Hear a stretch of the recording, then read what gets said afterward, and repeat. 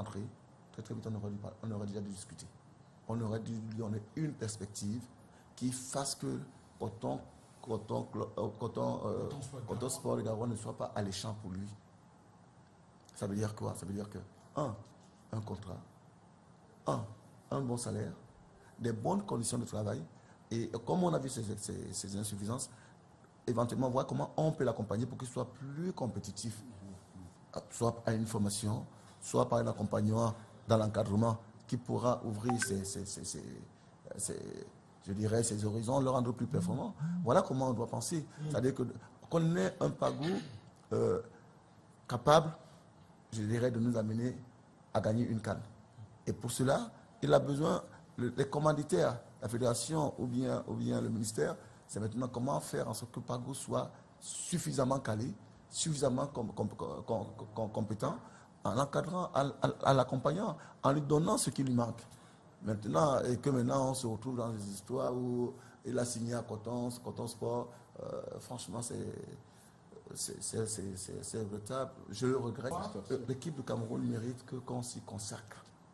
Est-ce que c'est parce qu'il n'a pas fini, ou il s'est dit qu'il n'y a pas d'assurance à la tête des Lions indomptables du Cameroun, alors il a une bouée de sauvetage, au cas où? Non, vous savez, je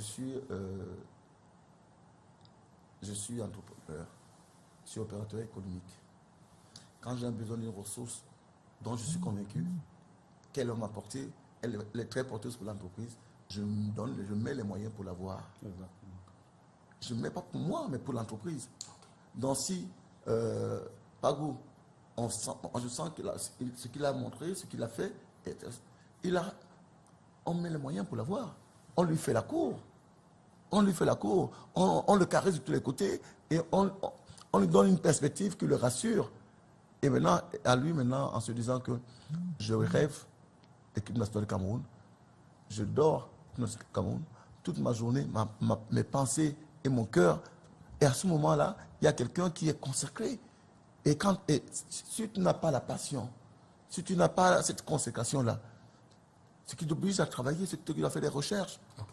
Tu ne peux pas y arriver. On est dans le très haut niveau. C'est dans le très haut niveau. J'ai suivi des gens sur la toile prendre comme exemple celui de Florent Ibenge, qui à un moment dirigeait le TP Mazembe et l'équipe nationale de RDC. Déjà, comparaison n'est pas raison, il faut se demander pour quel résultat. Et la RDC n'est pas le Cameroun. Et c'est peut-être l'exception qui confirme la règle, puisqu'on a pu trouver que cet exemple-là, sur peut-être près de 200 sélectionneurs dans le monde. Pendant la période de la campagne électorale au Cameroun, on répétait « le Sénégal nous parle ».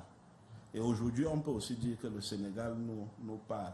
Quand le coach Pape Diaw prend l'équipe, le ministère et la fédération ne sont pas d'accord sur l'identité de celui-là, parce que Cissé était très très populaire.